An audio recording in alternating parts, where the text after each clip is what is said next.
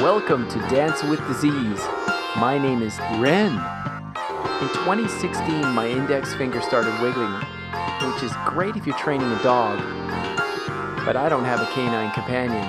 And then the word Parkinsons came into my life. I knew from the beginning that this was not the downward spiral of doom as guaranteed by the brochures, but a kick in the ass to look at my life and change. This podcast is dedicated to sharing my magical journey of healing through trying every alternative therapy imaginable. Thanks for joining me. Let's dance. Good morning. Good morning. It is May 28th at a blistering 7:47 a.m. Not exactly the earliest time I've done this little update, but what can you do? Wife's away.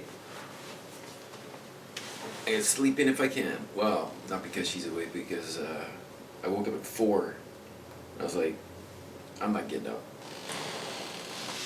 And it takes me a while to calm my nervous system back down, but I can, and that's a huge step forward. So I'm feeling good about sleeping in. I'm feeling good about having a bicycle again. I'm feeling good about being able to have the freedom to move around.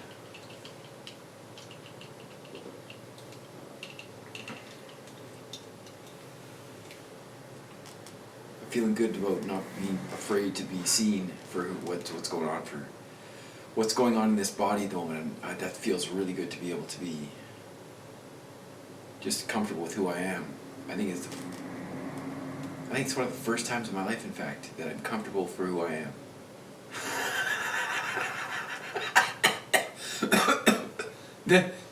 Isn't that hilarious?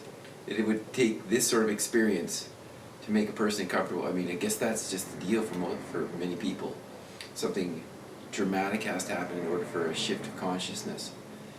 The consciousness has shifted, and I'm feeling like it's obviously shifted for the better. Now when the body catches up, I'll be, it's just a little bit happier. Just a little bit. Let's do this.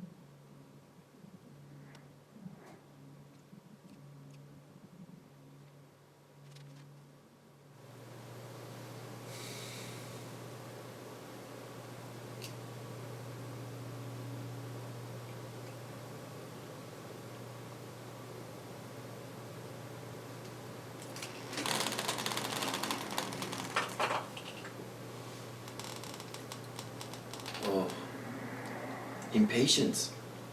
Impatience is my nemesis. Or maybe it's not a nemesis, maybe it's more of an old friend that served me at a time and that no longer, that I need to change my relationship with impatience. So my experience with being a commuter cyclist in Vancouver is whenever I was impatient or in a hurry, I would experience other people that are in that same field on the road, usually motorists. And yesterday I was feeling anxious about time here in Nanaimo. And I was on my bike.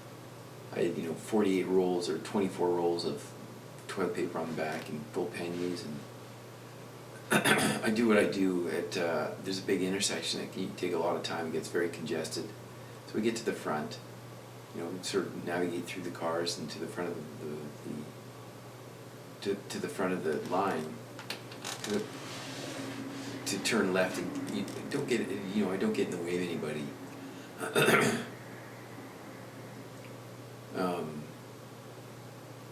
Yeah, but people don't understand. So, even though you don't slow anybody down, you don't. And there was another dude in a bike.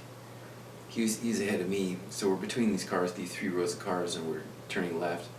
And he chose to get on to slow the car down in the line of traffic ahead of, For me, if there's 3 lanes of traffic, 2 are turning left, and I'll check the indicator, the signal light on the car that I'm going to be ahead of, and if he's turning left, then I'll stay on this right hand side so I don't get in his way. But if he's going straight, which is a possibility in that line, this is at Mostar Road, or Old, and coming out of Costco. I'll get on the left hand side if he's going straight, so I don't hold him up. But this guy held this guy up, and I just got ahead of him. I was like, this is an incourteous thing to do. So no matter what, nobody died, and nobody's held up, but it's an cyclist entitlement thing that I don't do. Anyway, but nonetheless, the move is not necessarily understood by most motorists, and I do it anyway because it's safer, and it's a lot more time effective to not be. Otherwise, you have to go around, and there's a whole rigmarole, and it takes longer. Impatience. So this truck, this giant 5-ton truck, and he's going by, honks his horn, scares the crap out of me, jacks my nervous system, I'm shaking like mad.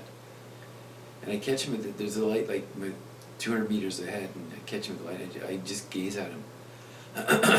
And just a little bit, I just glanced, like I couldn't be bothered engaging with these men. And they didn't honk again when they passed me one more time. But I'm like, in my mind this morning, I'm like, I should have played the game card.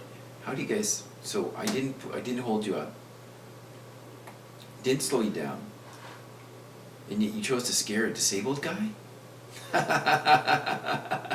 But I didn't do that, and I won't do that because I don't.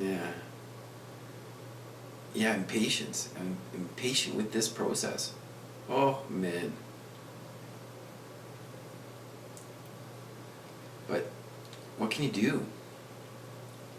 Yeah, okay, so there's the question, what can I do? I can understand that this too shall pass, that this is part of the human experience that this is the experience that I believe I called to myself. To keep in mind I've gained so much at my job at Pedigo. My boss Brian, he's awesome. He's so compassionate. And yeah, and Cal, the owner, they're really compassionate men, and I'm so grateful to them because this provides so much meaning in my life. I'm surrounded by love, and it's not something I would have experienced prior to this. It's uncanny how this hardship has transformed my life for the better.